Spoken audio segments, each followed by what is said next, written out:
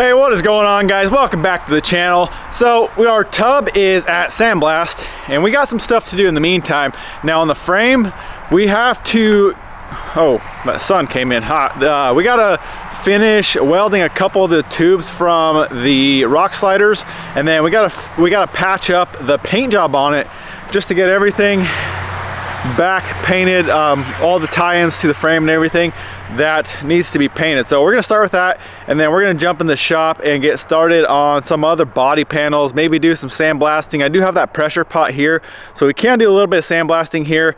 I want to get some stuff ready for paint.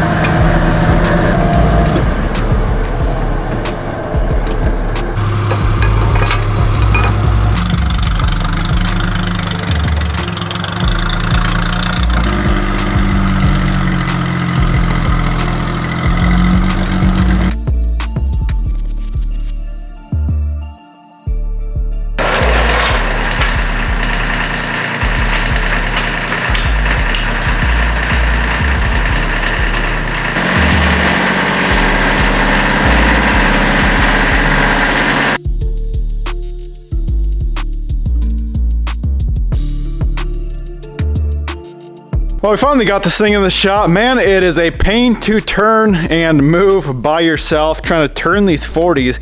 We got it. So what we got is a couple of these joints like that right there. I wasn't able to get with the body on, so we're gonna weld that one.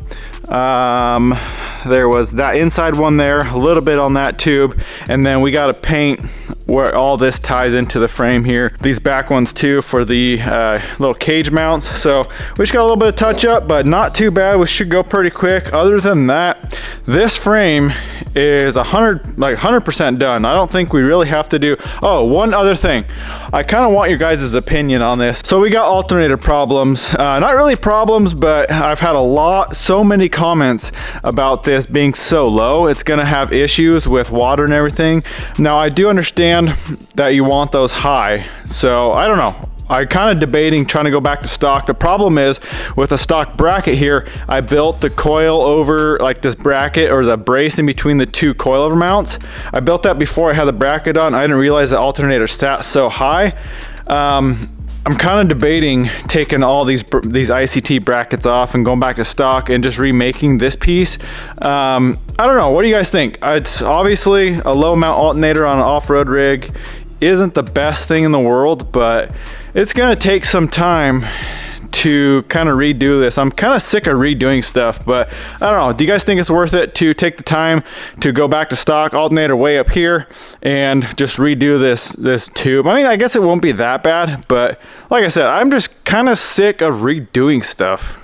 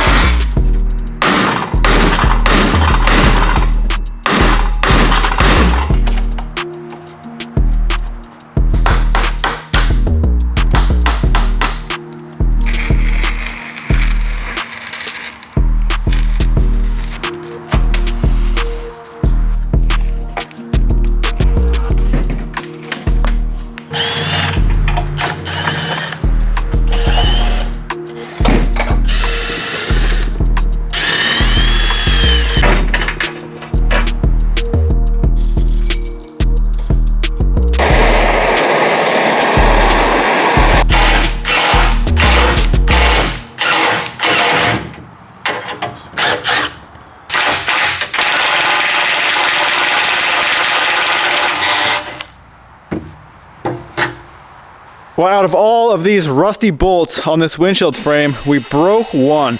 Now we're gonna try to get this thing out. So I'm gonna drill through the entire bolt all the way through.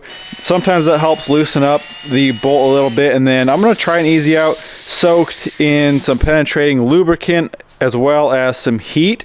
That usually will get them out. If not, we'll have to drill it all the way out. And sometimes, if you can drill these things center enough, sometimes you can get close to the diameter of the bolt without actually going into the threads. And then you can grab the correct, 8mm tap for this, and you can run it through. I did that on a couple other of these threads on this FJ, and it actually worked out pretty good. So let's see if we can get this thing out and save these threads.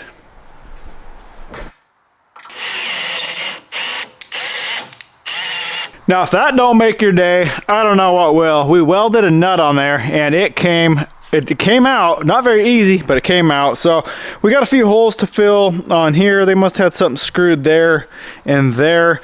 I think these holes is for the roof where it bolts on. I don't know what these little buttons are for. I'll probably take those out and weld those up. A couple things we got to do on the hood. Those holes for the stock latches we're going to fill. I don't know what was going on here, but it looks like they put like silicone or something in the middle. There's 3 spots of it, so we're going to pick all that out and see what's going on there. Hopefully there's nothing underneath there. We got to pull the latches off, those rubbers off. There's a couple little dents from hitting the roof, I think, and then there's this big hole here in the side that we got to patch, and then a couple things in the doors. I just want to go through, get everything patched up, like all the little holes, get all those welded in, and then we can go through. Like I said, I'm probably going to start sandblasting stuff. I do have that pressure pot, so stuff like the core support and fenders, I might just do a light sandblast on. Not go too crazy, but a light sandblast, low pressure, so we don't warp the metal. I think that'll make my prep job so much easier.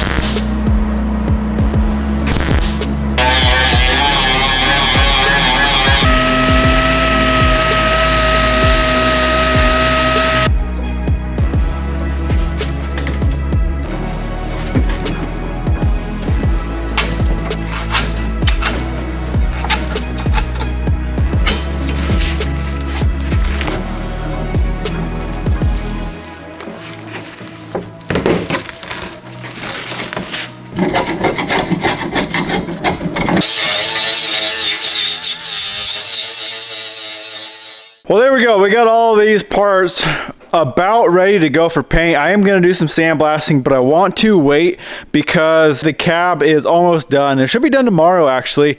So once we get the cab, that's basically what I want to tackle. I want to get the cab done, and then we're going to go through all this. I don't want it bare metal for too long just because it's a pain to have to re-sandblast it. So that's kind of the game plan. We're going to leave this stuff as is for now. Once we get the cab done, then we'll go through and we'll completely prep all this stuff. I mean, I'm going to sandblast at least probably the insides of these fenders just because there's a lot of the surface rust. So we're going to do that on some of the parts. Actually, I don't know, maybe most of them. And then everything's going to get epoxy primer sealed. On top of that, we're going to do our little bit of body work. I mean, some of this stuff needs a little bit of filler, just a little bit of low spots here and there from some of the patches and whatnot. And then we are going to move to paint from there. So that's kind of the game plan. Well, I hope I didn't bore you guys too much with this video. I know this stuff, the kind of the step I'm in right now is kind of the boring, mundane part of paint. It's just getting everything stripped down, getting everything prepped and ready for paint. It takes a long time. This is probably all these parts just stripped down, patch all the rust out, patch all the holes. I'm like 5 days into this, so it takes a lot of time. We got a ton of more time just to get it all ready for paint, but we're getting this stuff knocked out. Hope you're enjoying these videos. Now, like I said, my cab should be done tomorrow at Sandblast, so that's kind of why I want to end this video here. We're going to pick up in the next video. We're going to paint the entire cab, or the entire tub, I guess. We're going to Raptor line the inside, but the outside where it's all visible on the outside, we're going to do a paint, not a Raptor line. We're going to paint it. So I'm very excited to see how this paint's going to look. I cannot wait. So anyways, guys, I'm going to wrap this one up here. I really hope you enjoyed it. Why don't you go smash that thumbs up button, comment, subscribe. We'll catch you in the next one.